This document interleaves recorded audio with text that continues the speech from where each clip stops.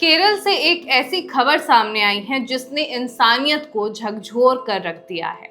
1.5 साल का एक मासूम जो ठीक से बोलना भी नहीं सीख पाया था, उसकी मौत को पहले हादसा बताया गया।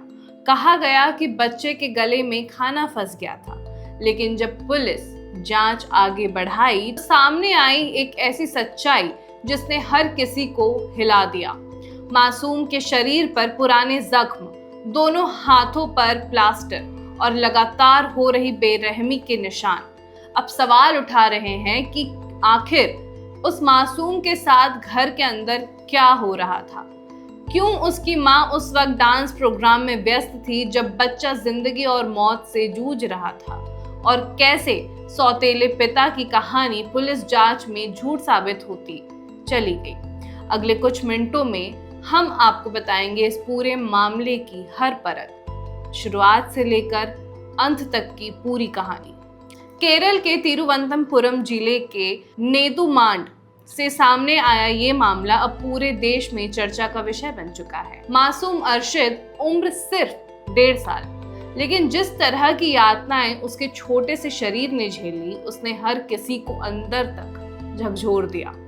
घटना वाले दिन बच्चा अपने सौतेले पिता अशकर के साथ घर पे खेल रहा था। बाद में अक्षर ने पुलिस और अस्पताल में दावा किया वो बच्चे को खाना खिला रहा था। उसी दौरान बच्चे ने उल्टी कर दी और खाना उसके गले में फंस गया। इसके बाद बच्चे की हालत बिगड़ गई। गंभीर हालत में मासूम को अस्पताल ले जाया गया, लेकिन डॉक्टर उसे बचा नहीं सके। शुरुआत में तो ये मामला एक हादसे की तरह दिख रहा था, लेकिन फिर जब जांच शुरू हुई तो इस मामले की सबसे चौंकाने वाली बात ये रही कि जब बच्चा जिंदगी की आखिरी सांसें गिन रहा था, उस वक्त उसकी मां अखिला घर पर नहीं थी। रिपोर्ट्स के मुताबिक वह तमिलनाडु में एक डांस प्रोग्राम में हिस्सा लेने गई हुई थी। यानी जिस वक्त मासूम दर्द में तड़प रहा था, उस वक्त उसकी मां उससे सैकड़ों किलोमीटर दूर थी। जैसे जैसे पुलिस जांच आगे बढ़ी, मामला पूरी तरह पलटता चला गया। इंक्वेस्ट रिपोर्ट में खुलासा हुआ है कि बच्चे के शरीर पर सिर्फ 1-2 नहीं बल्कि कई पुराने चोटों के निशान मौजूद थे। शारीरिक प्रताड़ना के गहरे संकेत भी मिले हैं। सबसे बड़ा शक तब पैदा हुआ जब बच्चे की पुरानी तस्वीर सामने आई, जिसने उसके दोनों हाथों पर प्लास्टर बंधा दिखाई दिया। परिवार ने उस समय दावा किया था कि बच्चा खेलते वक्त गिर गया था, लेकिन अब पुलिस को ये शक है कि वे चोट भी सामान्य हादसे का हिस्सा नहीं थे।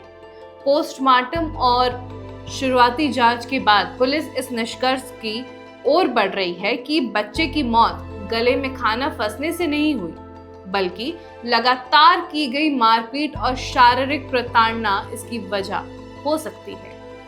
यानी कि जिस कहानी को हादसा बताया गया वह अब एक संभावित हत्या के मामले में बदल चुकी है। पुलिस अब सौतेले पिता अशकर से लगातार पूछताछ कर रही है। मां अखिला की भूमिका भी जांच के दायरे में है। जांच एजेंसियां भी ये पता लगाने की कोशिश कर रही है कि क्या बच्चे के साथ लंबे समय से हिंसा हो रही थी। अगर हाँ, तो क्या मां को इसकी जानकारी थी? और सबसे बड़ा सवाल, इतनी गंभीर चोटों के बावजूद आखिर किसी ने समय रहते शिकायत क्यों नहीं की? ये मामला सिर्फ एक परिवार की कहानी का नहीं है, बल्कि ये बच्चों की सुरक्षा, घरेलू हिंसा और परिवार के भीतर हो रहे अत्याचारों पर बड़ा सवाल भी खड़ा करता है। क्योंकि कई बार मासूम बच्चे बोल नहीं पाते, लेकिन उनके शरीर पर मौजूद निशान बहुत कुछ बयां कर जाते हैं। तो कुल मिलाकर केरल के नेदुमंगत से सामने आया ये मामला अब सिर्फ एक संदिग्ध मौत का मामला नहीं रह गया।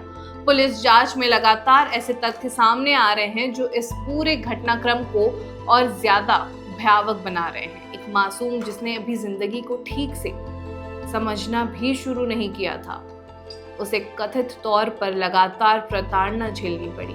अब सबकी नजर पुलिस जांच और कानूनी कार्रवाई पर टिकी है।